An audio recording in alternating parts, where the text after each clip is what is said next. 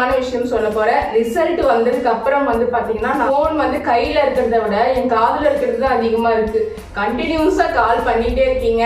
Miss நாங்க வந்து எதிர்பார்த்த மார்க்கை விட மார்க் கம்மியாயிடுச்சு, எங்களுக்கு இன்ஜினியரிங் காலேஜ் கிடைக்குமா, நாங்க வந்து நீட்ல வந்து இவ்வளவு மார்க் எடுத்திருக்கோம், எங்களுக்கு வந்து பிடிஎஸ் காலேஜ் கிடைக்குமா, எங்களுக்கு பிஃபார்ம் கிடைக்குமா, நர்சிங் கிடைக்குமா, நிறைய பேர் வந்து கால் பண்ணி கேட்குறீங்க.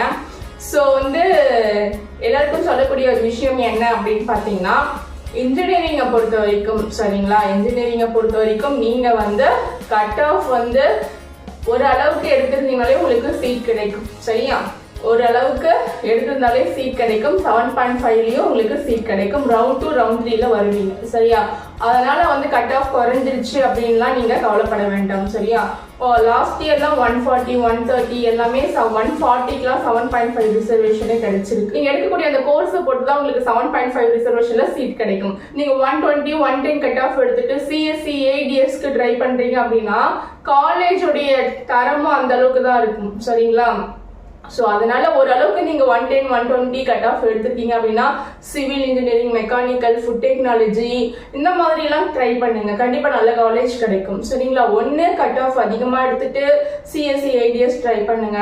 கட் ஆஃப் ஓரளவுக்கு லோவா இருக்குன்றவங்க நீங்க இந்த மாதிரியான கோர்ஸ்லாம் ட்ரை பண்ணுங்க. சரிங்களா, எல்லாமே சிஎஸ்சி ஐடிஎஸ் தான் வேணும்னு கேட்டா என்ன பண்றது. சரிங்களா, அதனால எல்லா டிபார்ட்மெண்ட்லயுமே பிளேஸ்மெண்ட் இருக்கு. சரிங்களா, அதனால நீங்க வந்து உங்களுடைய கட் ஆஃப்கான கோர்ஸை சூஸ் பண்ணிக்கோங்க. சரியா, எனக்கு வந்து சிஎஸ்சி தான் வேணும், ஏடிஎஸ் தான் வேணும் அடம் பிடிக்காதீங்க. மார்க் எந்த அளவுக்கு இருக்குன்னு பார்த்து அதுக்கு தகுந்த மாதிரி உங்களுடைய கோர்ஸ் நீங்க சூஸ் பண்ணிக்கோங்க.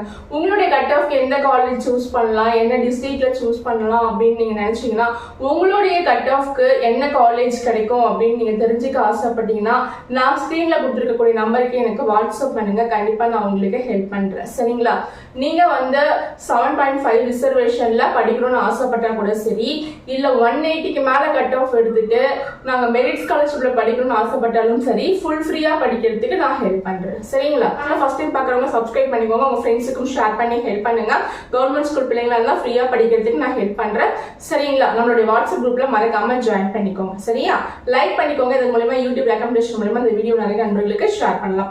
ஓகேவா, லைக் பண்றது மூலமா நிறைய மாணவர்களுக்கு இந்த வீடியோவை கொண்டு போய் சேர்க்கலாம். சரியா, ஓகே பை. மீண்டும் அடுத்த ஒரு வீடியோவோட நான் உங்களை சந்திக்கிறேன்.